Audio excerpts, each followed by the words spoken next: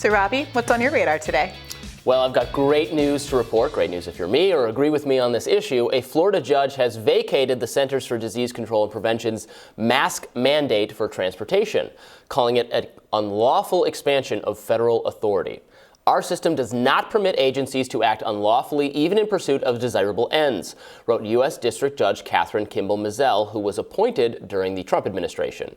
Mizelle's ruling brings an immediate halt to the mandate, though the government could ask the court to stay the judgment while an appeal is made. They've not given any indication so far that they would do that. But under that scenario, the travel mandate, which applies to airplanes, trains, buses, and subway systems, could return. In either case, it's not clear how much longer the CDC planned to keep the mandate. It was initially set to expire yesterday, but the agency extended it for an additional 2 weeks. So given that the air quality on airplanes is highly filtered, the CEOs of major airlines have testified that the mask requirement is unnecessary for their industry. Quote, it makes no sense that people are still required to wear masks on airplanes, yet are allowed to congregate in crowded restaurants, schools, and at sporting events without masks, despite none of those venues having the protective air filtration systems that aircrafts do, wrote the CEOs of all major airlines in a recent letter to the Biden administration. So they certainly have a point. It's difficult to imagine that unmasked travelers and commuters are at significantly greater risk of catching COVID-19 than unmasked restaurant and gym customers. There's much less talking, actually, and heavy breathing on an airplane than there is at a bar or a gym, but the latter has practically no masking requirements at this point in the pandemic. In most respects, people are now free to decide for themselves what their personal risk tolerance is with respect to COVID-19 and behave accordingly. Now, in her decision, Judge Mizelle chided the CDC for taking shortcuts and exceeding its own statutory authority. Under the law, specifically a federal law known as the Administrative Procedures Act, the agency is required to submit new policies for outside review and comment. The CDC declined to do this, arguing that any delay in implementing the mandate would cost lives. The agency also maintained that the mandate was not a new rule, but rather a clarification of previous guidance relating to sanitation. Mizelle was unpersuaded, however, that the Public Health Services Act of 1944, which is the law the CDC cited as giving the agency the power to take such actions, considered disease prevention to be a form of sanitation. Quote, wearing a mask cleans nothing, wrote Mizelle. At most, it traps virus droplets, but it neither sanitizes the person wearing the mask nor sanitizes the conveyance, because the CDC required mask wearing as a measure to keep something clean, explaining that it limits the spread of COVID-19 through prevention, but never contending that it actively destroys or removes it. The mask mandate falls outside of that law. Now, the mask mandate is best understood not as sanitation, but as an exercise of the CDC's power to conditionally release individuals to travel despite concerns that they may spread a communicable disease, and to detain or partially quarantine those who refuse, wrote Mizelle. She's not convinced that Congress has actually delegated this power to the CDC in the case of individuals traveling within the U.S. Quote, the power to conditionally release and detain is ordinarily limited to individuals entering the United States from a foreign country, she wrote. The lawsuit was brought, by the way, by 2 Florida residents who argued that being required to wear masks on airplanes actually aggravated their anxiety, a condition that is not exempt from forced masking under the mandate. They are represented by the Health Freedom Defense Fund, which is a conservative legal group.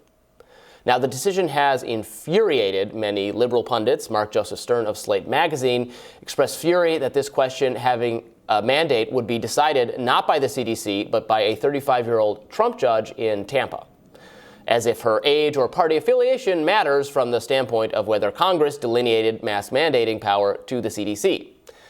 By the way, here was Psaki answering Fox News' question about why it made any sense to require masks on airplanes, but not in the very White House press briefing they were currently attending. Why is it that we can sit here in the White House briefing room with no masks, but people can't sit in an airplane cabin with no masks? Well, Peter, I'm not a doctor. You're not a doctor. That I'm aware of. If you're a doctor, I wasn't aware of that today, until today. Right. Okay, not a doctor. Just making sure. I don't know. And nor do you play one on TV. Nor does he play one on TV. There you go. Most days. But these determinations, remember the masking guidance is green, yellow, and red We are currently in a green zone in Washington, D.C., so they're not recommending it. Some people can still wear a mask if they want to. Many people do, or wear them in meetings, or wear them at certain times where you're going to be around or sitting close to people, or maybe you have an immunocompromised parent or friend, and so people make that decision. And this is based on health considerations and data that the CDC looks at about transmissibility as we've seen an increase in cases on airplanes. And that's fine. Let it come down to individual choice. If you have reason to wear a mask, you can do that. You can protect yourself as much as you want. Your health is up to you. What this decision recognizes is that an out-of-touch and unaccountable federal agency does not have the legal authority to require everyone who wants to travel to practice the exact same amount of risk tolerance. Your mask protects you. My lack of a mask is not really any of your business. And now within hours of this decision, the TSA announced that, well, given this decision, the mask mandate is no longer in enforcement. And then many airlines said, okay, no more mask mandate. There were mid-flight, there were pilots announcing that you could take off your mask. That shows how little appetite they had for enforcing this. If they truly thought, I think, if it was vital that every single person wear masks at all times on their plane, they would have taken a minute. They did not do that. They were like, nope, take them off, because they know it's not that important. Yeah, this is the consequence of the kind of COVID theater that I think liberals have been pretending hasn't been played from the beginning. By both sides. I'm sorry. No, Brianna, she's both siding this. So, sorry, sometimes part of the issue is that both sides have been engaging in a lot of inconsistency about mask wearing from the jump. We don't have to rehash the history of the first, masks don't work because we're trying to preserve them for first responders, which might be a worthy goal, but you're opening your advice to the general public about masks on an outright lie, not trusting the public to understand, hey, let's preserve these for first responders, but actually they are effective. That could have been a good starting point, distinguishing between the efficacy of different kinds of masks so that you don't have people saying masks as a generality don't work when some are much more effective than others. If you are immunocompromised, if you do have a loved one you're taking care of, and you do want to wear an N95 mask or a KN95 mask, that is going to be much more effective than wearing a cloth mask or one of those paper little surgical gauze masks. That could have helped really clarify the messaging this whole time. If, as Jen Psaki said at the end of that clip, that there are increasing numbers of infections that are happening on airplanes, that is information that would be useful to people in weighing in on this particular choice and whether or not they want to continue to mask on planes. But we're not getting that information. We're not getting that follow-up information. Right. We're just getting this generalized kind of moralizing about what people should and should not do, instead of accepting that there is some reasonable concern and confusion about why it is that we keep seeing, oftentimes in elite spaces, whether it's the press briefing room or Gavin Newsom's dinner party, people in certain contexts allowed to be at a State of the Union, for instance, the gridiron dinner, whatever. Exactly. Where are all we have not heard a lot about super spreader events on planes. We've heard, what we hear about is at band practice and at restaurants and churches and things like that, where people are singing and laughing and talking and yelling and eating and sweating. Like the plane, you sit in relative silence in a highly air recycled environment. And look, I don't know what happens on planes. I also know that there are plenty of industries that have a vested interest in not necessarily disclosing a whole bunch about what's going on those planes. I don't know if there's much in the way of tracking mechanisms to follow where infections are springing up and where they're not. We have always had a testing and tracking issue in this country, and that has been part of the confusion and the lack of trust in the system. So I do think that this is the consequence. And the backlash against this is part of the consequence of doing the COVID theater that has been engaged in from the beginning.